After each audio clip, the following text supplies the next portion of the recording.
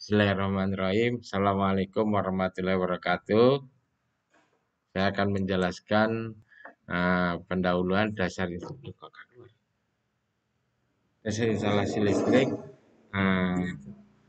Terus yang pertama prinsip dasar teknik instalasi listrik, yaitu untuk mewujudkan instalasi listrik yang dapat menjamin pemanfaatan energi listrik yang baik, maka perlu sekali kita mengetahui prinsip-prinsip yang perlu diperhatikan ketika kita merancang dan pemasangan instalasi. Prinsip-prinsip instalasi listrik yang akan kita perhatikan, yang pertama safety, keamanan ya. Jadi memasang instalasi listrik dibutuhkan keamanan baik yang memasang maupun yang pemakai, terutama yang menggunakan instalasi listrik ya. Yang kedua reliability, keandalan. Jadi instalasi listrik harus mempunyai keandalan, jangan sampai setelah dipasang instalasi listrik terjadi gangguan atau blackout rumahnya karena ada kesalahan terhadap pemasangan instalasi listrik. Yang ketiga, accessibility adalah kemudahan, artinya kemudahan dalam mengembangkan instalasi listrik yang mana bisa ditambahi untuk misalnya ada bangunan-bangunan baru ditambahi instalasi listrik. Yang keempat, ketersediaan. Ketersediaan ini terutama bahan instalasi listrik harus siap untuk dipasang dan juga daya yang akan digunakan harus sesuai dengan ukuran yang dibutuhkan dalam memasangkan instalasi listrik. Yang kelima, pengaruh lingkungan. Dalam instalasi listrik perlu sekali kita memperhatikan lingkungan, terutama lingkungan area panas atau area hujan ya, sehingga perlu sekali terutama perlu penerangan listrik. Kalau cahayanya kurang sehingga bisa mengakibatkan terlalu gelap ya, maka perlu pengaturan pengaruh terhadap lingkungan. Terus yang keenam, ekonomi, yaitu secara pemasangan instalasi listrik harus secara ekonomis ya. Artinya ekonomis sesuai dengan poil, awet dalam pemakaian dan pemasangannya juga sangat mudah dan biayanya sangat murah ya. Yang ketujuh, estetik, artinya keindahan. Apabila dilihat dari luar, keindahannya sangat bagus sekali ya, tidak menimbulkan kebosanan dan tidak menimbulkan kejelekan dari pemasangan instalasi listrik. Sistem penyaluran dan pemasangan instalasi listrik di Indonesia harus mengikuti aturan yang ditetapkan oleh PUIL. Apa itu PUIL? Yaitu Peraturan Umum Instalasi Listrik yang diterbitkan tahun 1977, kemudian direvisi tahun 1987 dan terakhir tahun 2000 ya. Tujuan dari peraturan instalasi listrik yang ada di Indonesia adalah yang pertama, melindungi manusia terhadap bahaya sentuhan dan kejutan arus listrik. Sehingga orang yang memasang instalasi listrik paling tidak dia punya pengetahuan pendidikan instalasi listrik ya, sehingga dia aman terhadap cara pemasangan instalasi listrik. Jangan sampai dalam memasang instalasi listrik ini bukan orang-orang yang pernah punya pengalaman dalam memasang instalasi listrik sehingga tidak diharapkan terjadinya kecelakaan terhadap pemasangan instalasi listrik. Yang kedua, keamanan instalasi dan peralatan listrik. Kita harus mengikuti aturan-aturan PUIL yang telah ditetapkan oleh PLN. Standarnya terutama kabel listrik yang bisa menimbulkan kebakaran harus safety keamanannya, terutama ukuran kabel yang akan dipasang dan juga peralatan listrik lainnya. Terus menjaga gedung serta isinya dari bahaya kebakaran akibat gangguan listrik. Sekarang sering terjadi kebakaran-kebakaran akibat dari konsleting kabel instalasi listrik, terutama pemakai ukuran kabelnya yang tidak sesuai atau kabelnya yang tidak mempunyai standar nasional Indonesia sehingga mudah terjadi kebakaran instalasi listrik di gedung-gedung. Tujuan yang terakhir menjaga ketenagaan listrik yang aman dan efisien.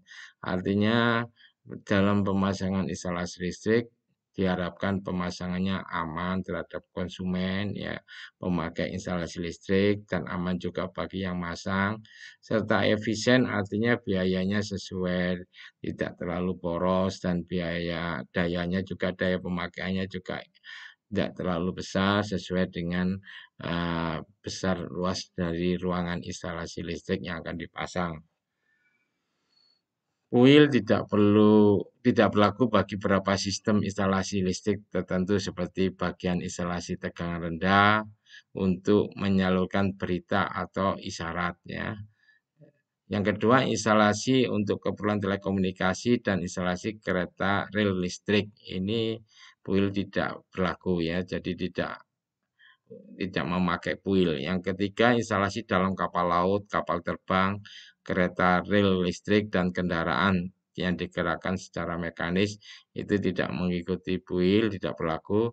Terus instalasi listrik pertambangan di bawah tanah tidak mengikuti kuil. Terus instalasi tegangan rendah tidak melebihi dari 25 volt dan daya kurang dari 100 watt. Ini semua adalah uh, tidak wajib mengikuti peraturan umum instalasi listrik. Pada ayat 103A1 dari Peraturan Umum Instalasi Listrik merupakan peraturan lain yang berkaitan dengan instalasi listrik, yaitu Undang-Undang Nomor 1 Tahun 1970 tentang Keselamatan Kerja. Yang kedua, Peraturan Bangunan Nasional, ya. Terus yang ketiga, Peraturan Pemerintah Nomor 18 Tahun 1972 tentang Perusahaan Listrik Negara. Ini aturan dari pemasangan instalasi listrik. Komponen-komponen instalasi listrik yaitu merupakan perlengkapan yang paling pokok dalam suatu rangkaian listrik, instalasi listrik. Komponennya instalasi ini dibagi menjadi dua, ada komponen utama, ada komponen pendukung. Dalam pemasangan instalasi listrik banyak macamnya yang memudahkan instalasi komponen utama, misalnya pengantar kabel ukuran dari pemasangan instalasi listrik, yang mana kabel yang dihubungkan ke beban, ya, itu ukurannya harus sesuai. Kabel induknya juga harus agak besar sehingga sangat mengirit dalam daya listrik yang dipasang. Yang kedua, stop kontak. Ya, stop kontak juga harus mengikuti standar kuil, ukurannya, ya, ketinggian dari stop kontak. Jangan sampai pemasangannya tidak mengikuti kuil mengakibatkan nanti kecelakaan, terutama punya anak kecil, ya. Ketiga, fitting. Pemasangan fitting harus sangat sesuai ukurannya di tengah-tengah, ya. Pemasangan saklar, pengaman, dan peralatan pelindung.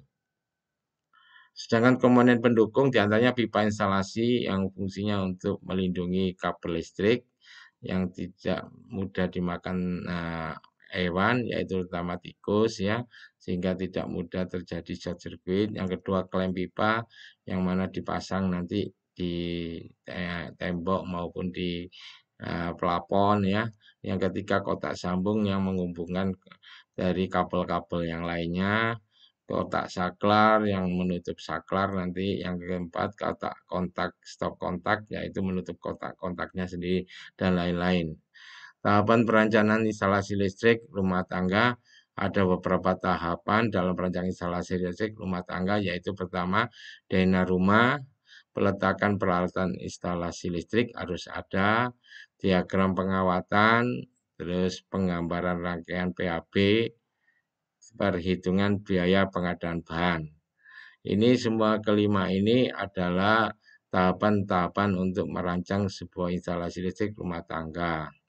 Ini ada dana rumah 1 lantai, ukuran tipe 36. Nah, dananya sudah ada, habis itu kita pasang, ya, kita tarik letak-letak instalasi listrik, lampu pijarnya, stop kontak maupun saklarnya semua dipasang. Setelah itu kita tarik diagram pengawatannya, fase netralnya kita tarik, kita hubungkan. Setelah itu kita buatkan diagram PAB 1 fase 2 grup, Ya, artinya bebannya biar kenapa dibagi dua grup, kalau salah satu ada gangguan, tidak semuanya mati atau blackout ya, hanya sebagian mati. Nah, setelah kita pasang beban-bebannya, kita total dayanya, yaitu misalnya butuh lampu pijar banyaknya 140 watt, terus ada yang 60 watt butuh 2, sehingga totalnya 140 tambah 120, 160 pada lens 1, terus kontaknya ada 3, butuh daya 100 watt menjadi 300 watt, total untuk lens 1 untuk fuse-nya 4, butuh daya 460 VA. Yang line kedua itu butuh lampu yang 40 watt 1, yang 60 watt 4, jadi 40 ditambah 2, 40 jadi 280 watt untuk lampu pijarnya. Stop kontaknya yang 100 watt butuh 2, 200 jadi 480.